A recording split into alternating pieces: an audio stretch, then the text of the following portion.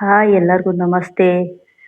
ಇನ್ನೇನು ವರಮಹಾಲಕ್ಷ್ಮಿ ಹಬ್ಬ ಬಂದೇ ಬಿಡ್ತು. ಮನೆ ಕ್ಲೀನಿಂಗು, ಶಾಪಿಂಗು ಬರೀ ಇವೇ ಮಾಡೋದೇ ಆಗೋಯ್ತು. ನಾನು ನಿಮ್ಮಾಗೇನೆ ನಾನು ಮನೆಯೆಲ್ಲ ಕ್ಲೀನ್ ಮಾಡ್ಕೊತಾ ಇದ್ದೀನಿ. ಕೆಲ್ಸಕ್ಕೆ ಹೋಗೋದ್ರಿಂದ ಮನೆ ಕ್ಲೀನ್ ಮಾಡೋಕ್ಕೆ ಆಗೋದಿಲ್ಲ. ಈ ಹಬ್ಬಗಳು ಬಂದ್ರೇ ಕ್ಲೀನ್ ಮಾಡೋಕ್ಕಾಗೋದು. ಅದಕ್ಕೆ ನಾನು ಸಹ ಮನೆಯೆಲ್ಲ ಕ್ಲೀನ್ ಮಾಡಿಕೊಂಡೆ. ಅಂದರೆ ಎಲ್ಲದನ್ನೂ ವೀಡಿಯೋ ಮಾಡೋಕ್ಕಾಗಲಿಲ್ಲ, ಒಂದೊಂದು ವೀಡಿಯೋ ಮಾಡಿದ್ದೀನಿ ಅಷ್ಟೇ. ಮನೆಯೆಲ್ಲ ಕ್ಲೀನ್ ಮಾಡಿಕೊಂಡು, ನಮಗೂ ರಜೆ ಇರೋದಿಲ್ಲಲ್ವಾ, ಇದ್ದಿದ್ದ ದಿನ ಕ್ಲೀನ್ ಮಾಡ್ಕೊಂಡ್ಬಿಡ್ತೀವಿ.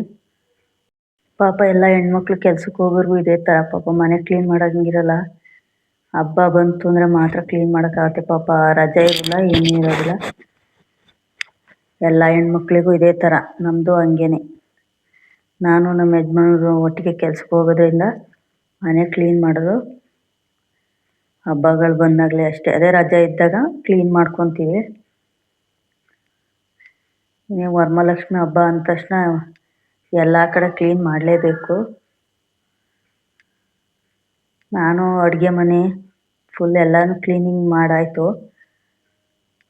ಚಿಕ್ಕ ಪುಟ್ಟವಿದ್ದವ ನಾನು ಕ್ಲೀನ್ ಮಾಡಿಕೊಂಡೆ ಇವಾಗ. ಫುಲ್ಲು ಕ್ಲೀನ್ ಮಾಡಿಕೊಂಡು, ನಾವಂತೂ ಹಬ್ಬ ಏನು ತುಂಬ ಜೋರಾಗಿ ಏನು ಮಾಡಲ್ಲ, ಸಿಂಪಲ್ಲಾಗಿ ನನಗೆ ಬಂದಿದ್ದಷ್ಟು ನಾನು ಮಾಡ್ತೀನಿ ವರಮಹಾಲಕ್ಷ್ಮಿ ಹಬ್ಬನ. ನಾನು ಸುಮಾರು ಒಂದು 15 ವರ್ಷದಿಂದಲೂ ನಡೆಸ್ಕೊಂಡು ಬಂದಿದ್ದೀನಿ. ಅದರಿಂದ ನಾನು ವರಮಹಾಲಕ್ಷ್ಮಿ ಹಬ್ಬನ ಬಿಡ್ದಂಗೆ ಮಾಡ್ತಾಯಿದ್ದೀನಿ. ನನ್ನ ಕೈಲಿ ಆಗಲಿಲ್ಲ ಅಂದರೂ ಒಂದು ವರ್ಷನಾರು ಬಿಟ್ಟು ಯಾವತ್ತೂ ಮಾಡ್ದಲೇ ಇಲ್ಲ. ಸಿಂಪಲ್ಲಾಗಾದರೂ ನಾನು ಮಾಡೇ ಮಾಡ್ತೀನಿ, ಯಾವತ್ತೂ ನಾನು ಬಿಟ್ಟಿಲ್ಲ. ನಮ್ಮ ಕೈಲಿ ಏನಾಗುತ್ತೋ ಅದನ್ನು ನಾವು ಮಾಡ್ತಾಯಿದ್ದೀವಿ. ನೀವು ಅಷ್ಟೇ, ಯಾರು ವರಮಹಾಲಕ್ಷ್ಮಿ ಹಬ್ಬನ ಕಂಟಿನ್ಯೂ ಮಾಡ್ಕೊಂಬಂದಿದ್ದೀರ ಬಿಡಬೇಡಿ ಯಾವತ್ತೂ. ನಿಮ್ಮ ಕೈಲಿ ಎಷ್ಟಾಗುತ್ತೋ ಅಷ್ಟು ಮಾಡಿ. ನೋಡಿ, ಇದು ನಮ್ಮೂರು ಮಂಡ್ಯ. ನಮ್ಮ ಗದ್ದೆಯಲ್ಲಿ ಕಬ್ಬು ಕಡಿಸ್ತೀವಲ್ಲ, ಅದು ಕಡಿಸಾದ್ಮೇಲೆ ಇದು ಸಿಗೋದು ಜಾಸ್ತಿ ನಮಗೆ, ನವಿಲುಗರಿಗಳು. ಆ ಕಬ್ಬು ಕಡಿಸ್ದಾಗೆಲ್ಲ ತಗೊಬಂದು ಶೇಖರಣೆ ಮಾಡಿ ಇಷ್ಟ ಆಗಿದೆ. ನನಗಂತೂ ತುಂಬಾ ಇಷ್ಟ ನವಿಲುಗರಿ ಅಂದರೆ. ಇದನ್ನೆಲ್ಲ ನಮ್ಮ ಗದ್ದೆಯಲ್ಲಿ ಸಿಕ್ಕಿರುವಂತಹ ನವಿಲುಗರಿಗಳು, ಚಿಕ್ಕದು ದೊಡ್ಡದು ಎಲ್ಲದೂ ಇದ್ದಾವೆ. ನೋಡಿ, ಇದು ನನ್ನ ಮಗ ಮಾಡಿರೋದು ಮಾಡಲು. ನಮ್ಮ ಮನೆ ಇದೇ ಥರ ಬರಬೇಕು, ಇದೇ ಥರ ಕಟ್ಟಿಸ್ಬೇಕು ನಾವು ಅಂದ್ಬಿಟ್ಟು ನನ್ನ ಮಗ ಟೈಲ್ಸಲ್ಲಿ ಗಮ್ ಹಾಕಿ ಮಾಡಿರೋದು. ಅದನ್ನು ಹಂಗೆ ನೀಟಾಗಿ ಇಟ್ಟಿದ್ದೀವಿ. ಅವನು ಆಸೆ ಪಟ್ಟು ಮಾಡಿರೋದು, ನಮ್ಮ ಮನೆ ಹೀಗೆ ಬರಬೇಕು ಅಂತ ಆಸೆ ಪಟ್ಟು ಮಾಡಿರೋದು ಪಾಪ ನನ್ನ ಮಗ. ಅವನಿಗೆ ಇದೇ ಥರ ಮನೆ ಬೇಕಂತೆ, ಅದಕ್ಕೆ ಮಾಡಿರೋನು. ಅವನ ಆಸೆ. ಕ್ಲೀನ್ ಮಾಡಿಕೊಂಡು ಎಲ್ಲನೂ ಒರೆಸೋದಂತೂ ನನಗಂತೂ ಸಾಕಾಗೋಯ್ತು. ನಮ್ಮ ಮನೆಯಲ್ಲ ಏನೋ ನಮ್ಮ ಯಜಮಾನ್ರು, ನನ್ನ ಮಗ ಕಾಲೇಜಿಗೆ ಹೋಗಿದ್ದಾನೆ. ನಮ್ಮ ಮನೆಯವರು ಸ್ವಲ್ಪ ಕೆಲಸ ಇದೆ ಅಂತ ಅವ್ರು ಹೋಗಿದ್ದಾರೆ. ಅದರಿಂದ ನಾನು ಒಬ್ಬಳೇ ಕ್ಲೀನ್ ಮಾಡ್ಕೊತಾ ಇದ್ದೀನಿ. ಬೆಳಗಿಂದ ಸಂಜೆ ತನಕ ಕ್ಲೀನ್ ಮಾಡೋದೇ ಆಗೋಗುತ್ತೆ. ಕರೆಂಟ್ ಬೇರೆ ಇರಲಿಲ್ಲ ಹಗಲೊತ್ತೇನೆ. ಕ್ಲೀನ್ ಮಾಡಿ ಬಟ್ಟೆ ಎಲ್ಲ ಒಗೆದು ಸೋಫಾ ಸೆಟ್ಟಿನ ಕವರೆಲ್ಲ ಒಗ್ದಾಕಿ ಬಟ್ಟೆಗಳನ್ನ ಅವನು ಸಹ ಹಾಕ್ಬಿಟ್ಟು ಎಲ್ಲನೂ ರೆಡಿ ಮಾಡ್ಕೊತಾ ಇದ್ದೀನಿ. ಎಲ್ಲ ರೆಡಿ ಮಾಡ್ಕೊಂಡಾಯಿತು. ನೋಡಿ, ಈ ಥರ ಕಾಣಿಸ್ತಾ ಇದೆ ಫುಲ್ಲು ಕ್ಲೀನಿಂಗ್ ಆದಮೇಲೆ. ಅದಾದಮೇಲೆ ನಮ್ಮದು ಮುಖವಾಡ ತುಂಬ ವರ್ಷ, 15 ವರ್ಷ ಆಗಿತ್ತು ತೊಗೊಂಡು. ಅದರಿಂದ ಚೇಂಜ್ ಮಾಡೋಣ ಅಂದ್ಬಿಟ್ಟು ಮಲ್ಲೇಶ್ವರಂಗೆ ಹೋಗಿದ್ವಿ.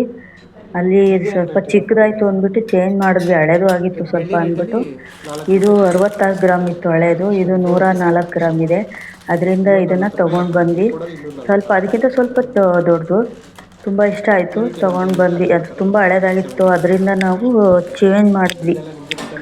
ಚೇಂಜ್ ಮಾಡೋಣ ಅಂತ ಸುಮಾರು 2-3 ವರ್ಷದಿಂದ ಅಂದ್ಕೊಂಡಿದ್ದು, ಚೇಂಜ್ ಮಾಡೋಕ್ಕಾಗಲ್ಲ. ಈ ಸರಿ ಚೇಂಜ್ ಮಾಡಿ ಮನೆಗೆ ತೊಗೊಬಂದಾದ್ಮೇಲೆ ಸರಿ ತಿಂಡಿಗಳು ಮಾಡ್ಕೊಬಿಡೋಣ ಅಂದ್ಬಿಟ್ಟು ಫಸ್ಟ್ ಚಕ್ಲಿ ಮಾಡ್ಕೊಂಡ್ವಿ.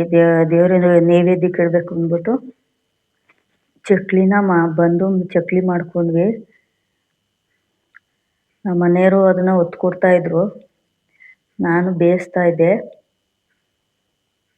ಒಬ್ರ ಕೈಲೇ ಆಗಲ್ಲ ನೋಡಿ, ಅದರಿಂದ ನಮ್ಮ ಮನೆಯವರು ಪಾಪ ಒತ್ತು ಕೊಡ್ತಾ ಇದ್ರು.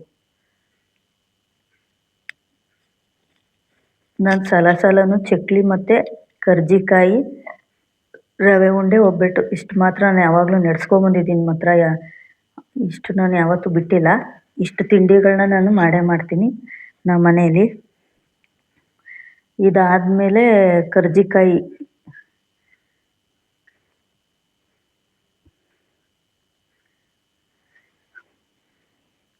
ಚಕ್ಲಿ, ಕರ್ಜಿಕಾಯಿ, ರವೆ ಉಂಡೆ, ಒಬ್ಬಟ್ಟು ಇಷ್ಟನ್ನು ಸಹ ಮಾಡ್ತೀವಿ ಯಾವಾಗಲೂ. ವರ್ಷನೂ ಇಷ್ಟನ್ನು ಮಾತ್ರ ನಾವು ಯಾವಾಗಲೂ ನಡೆಸ್ಕೊಂಡು. ಇದಾದಮೇಲೆ ಕರ್ಜಿಕಾಯಿ ಮಾಡಿದ್ವಿ. ಚಕ್ಲಿ ಆದ ತಕ್ಷಣ ಕರ್ಜಿಕಾಯಿ ಮಾಡಿಕೊಂಡೆ. ಅದನ್ನು ಸ್ವಲ್ಪನೇ ಮಾಡ್ಕೊಂಡಿದ್ದೀನಿ, ನಾನೇನು ಜಾಸ್ತಿನೇ ಮಾಡಿಲ್ಲ. ನೈವೇದ್ಯಕ್ಕೆ ಪೂರ್ತಿ ಮಾಡ್ಕೊಂಡಿದ್ದೀನಿ.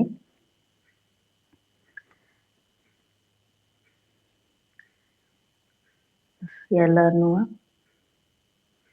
ಒಬ್ಬಳೇ ಮಾಡಿಕೊಂಡೆ. ಫಸ್ಟು ಎಲ್ಲ ಒತ್ತಿ ಮಾಡ್ಕೊಂಡು ಆದಮೇಲೆ ಫುಲ್ ಇಟ್ಬಿಟ್ಟು ಆಮೇಲೆ ನಾನು ಒಬ್ಬಳೇ ಎಣ್ಣೆಗೆ ಹಾಕಿ ಕರೆದು ರೆಡಿ ಮಾಡಿಕೊಂಡೆ ನಾನು.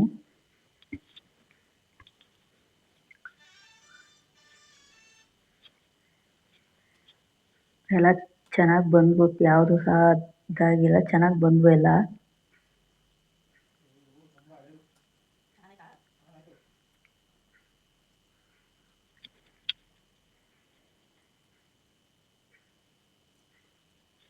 ಕರ್ಜಿಕಾಯಿಗೆ ನಮ್ಮ ಮನೆಯವ್ರು ಬರೋಲ್ಲ, ನಾನು ಒಬ್ಬಳೇ ಮಾಡ್ಕೊತೀನಿ. ಅದೇನು ಒಬ್ಬರೇ ಮಾಡ್ಬೋದಲ್ವ, ಅದಕ್ಕೆ ಅವಶ್ಯಕತೆ ಏನಿಲ್ಲ ಅಂದ್ಬಿಟ್ಟು ನಾನು ಒಬ್ಬಳೇ ಮಾಡ್ಕೊತೀನಿ. ಕರ್ಜಿಕಾಯಿ ಫಸ್ಟ್ ಹೊತ್ಕೊಂಡು ನಾನೇ ಮಾಡ್ಕೊಂಡು ಇಟ್ಟಾದ್ಮೇಲೆ ಆಮೇಲೆ ಎಣ್ಣೆಗೆ ಹಾಕ್ಕೊಂಡು ಒಬ್ಬಳೇ ಕರೆದು ಇದು ಮಾಡ್ಕೊತೀನಿ.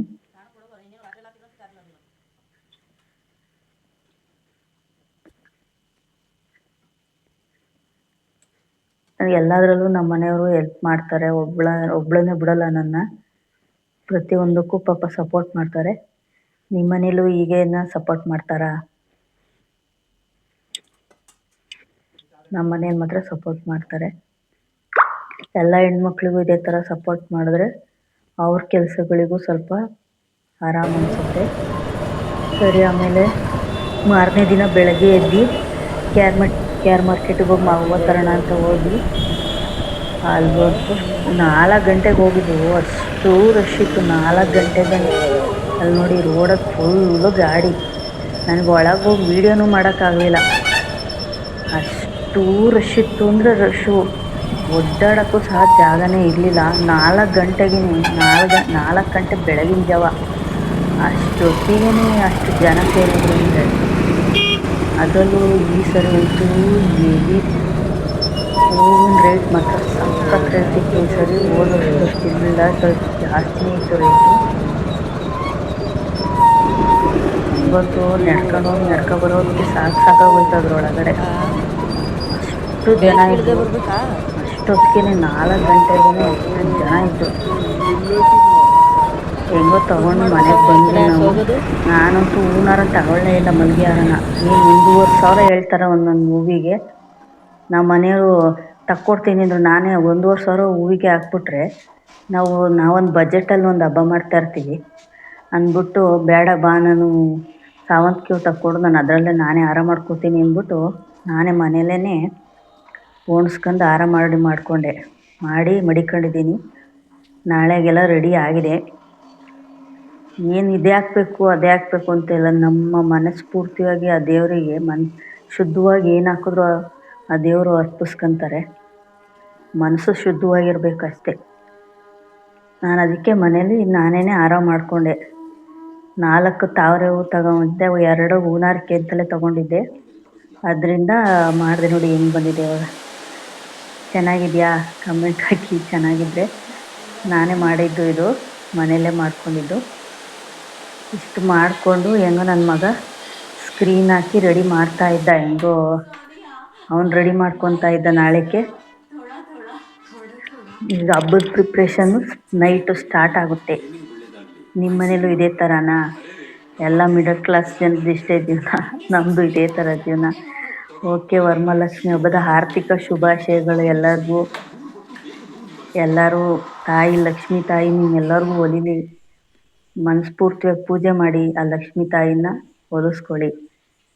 ಭಕ್ತಿಯಿಂದ ನಿಮ್ಮ ಕೈಲಿ ಏನಾಗುತ್ತೆ ಅದನ್ನು ಪೂಜೆ ಮಾಡಿ ನೈವೇದ್ಯಕ್ಕೆ ಇಡಿ ಅಷ್ಟೇ. ಆಡಂಬರದ ಪೂಜೆ ಬೇಡ. ಎಲ್ಲರಿಗೂ ಬಾಯ್.